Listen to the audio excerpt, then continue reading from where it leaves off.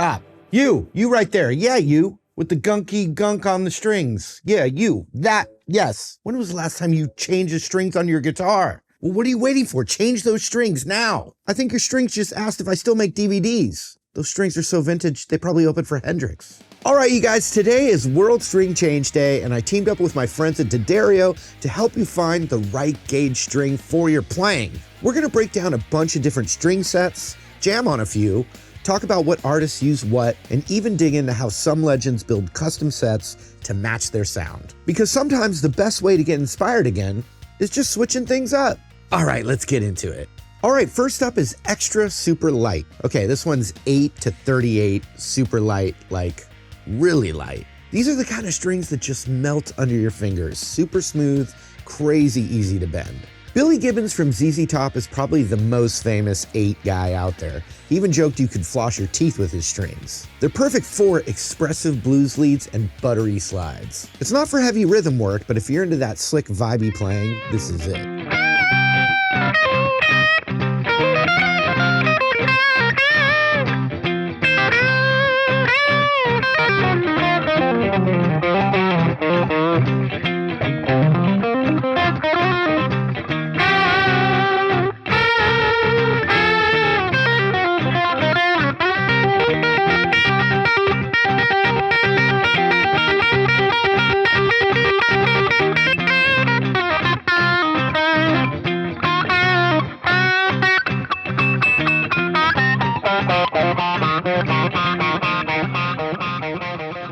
So those light strings made me feel like I had been lifting weights with my fingers for months. In fact, they were so easy to bend and, work around.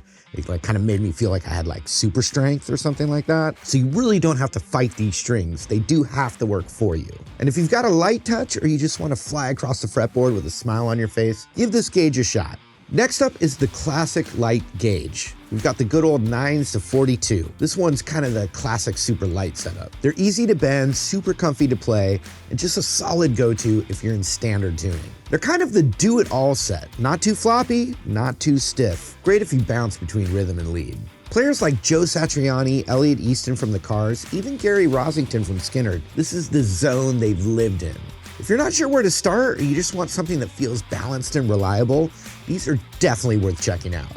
All right, this next one's a little different. The gauge here is .0095 to .044. So it's not quite a 9, not quite a 10. It's right in that in-between zone. I always think of it like shoes. Imagine if your only option was a size 9 or a 10, and you're actually a 9.5. That'd be brutal, right? That's exactly what this gauge is about. Just a little more tension than a 9, but still easier to play than a full set of 10s. And hey, D'Addario has a cool set that covers this exact range. So if you've ever felt stuck between sizes, this is definitely worth a try. There aren't a ton of artists out there waving the .0095 flag, but I know a ton of players who've made the switch and never looked back. Sometimes just the tiniest change can make your guitar feel totally fresh again.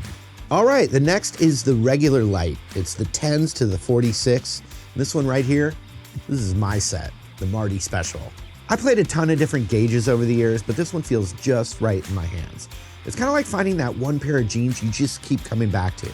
Works with everything. You get enough tension for rhythm, but the leads still feel smooth. It's a great balance. Honestly, it's a really popular choice for a reason. It's solid, reliable, super versatile, and just feels great under your fingers.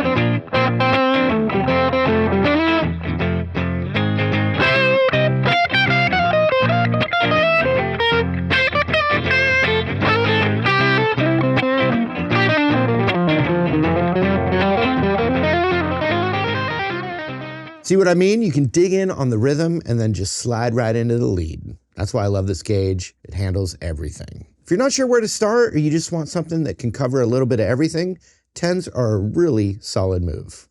All right, let's talk about the 10 to 52 gauge. This one's got a light top and a heavy bottom, and yeah, that sounds like a band from the 70s, but it's actually just a really smart setup. I first learned about these from my guitar teacher, Chris Sherlin, almost 30 years ago. You get those lighter treble strings on top, so bends still feel smooth and expressive, but the bass strings are heavier, so your riffs sound thicker and more stable, especially if you're drop tuning. This setup's really popular for modern rock and metal players who want to keep things tight and punchy down low without giving up lead flexibility up top. Kiko Loureiro from Megadeth uses a gauge like this in D standard tuning, and even guys like Jimmy Page have rocked similar setups back in the day.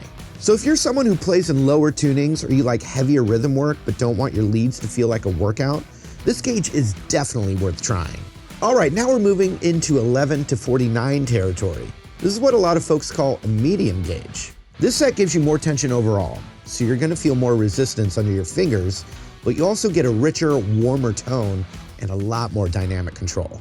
It's a great choice for players who like to really dig in, or for styles where precision and phrasing matter more than just speed. Guthrie Govan is known for playing in this range, and that guy has some of the cleanest, most expressive playing out there. So you know he's choosing tone and control over flash. If you're into blues, jazz, or fusion, or you're just ready to try something that pushes back a little more when you play, this could be a great next step. All right, last up, we've got the 13s to the 56 gauge. And yeah, these are heavy. This is that SRV zone. Big strings, big tone, big feel. Now, Stevie Ray didn't just grab a 13 pack off the shelf. He actually used a custom mix, stuff like 13, 15, 19 plain, then heavier bass strings like a 38 and a 58. But this gets you in that ballpark. These strings give you tons of sustain and body, but man, they make you work.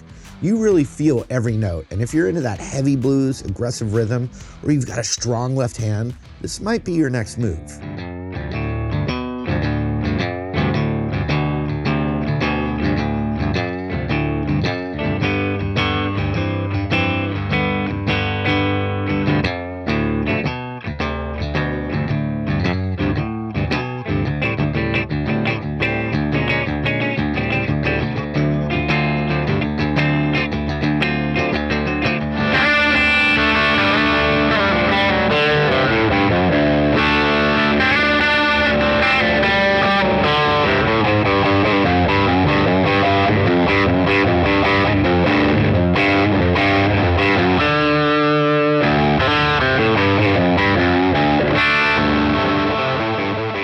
Yeah, you feel that? That's the kind of tone that punches back. This isn't for everyone, but if you're chasing that big vintage blues sound, or you just want to build some serious finger strength, heavy strings like these bring a whole new character to your playing. So here's the thing, after all those different gauges, you might be thinking, well, which one do I have to use? And the answer is none of them. You don't have to stick to anything. Some of the greatest guitarists of all time built their own sets from scratch. Hendrix used a lighter G string for easier bends. Gilmour had a mix of lighter treble strings and heavier bass strings for a fuller rhythm tone. Clapton used banjo strings back in the Cream days. Even SRV, as we saw, played a heavy hybrid set that made sense for him. The point is, you're not stuck with just one pack. You can mix and match gauges to get exactly what feels and sounds right. Sometimes the smallest change, a half size, a wound third, a heavier low E can totally refresh the way your guitar feels. So whether you're just starting out or you've been playing for years, don't be afraid to experiment. Change your strings, try something new, and see how it opens up your playing. Big thanks to my friends at D'Addario for helping make this video happen, and for always supporting players finding their sound. And remember, it's World String Change Day, so there's no better time than right now to throw on a fresh set and get inspired. All right, you guys, thanks so much for watching. Let me know in the comments what your favorite string gauge is, or if you're trying something new this year. And as always, keep rocking, and don't forget to stretch those new strings.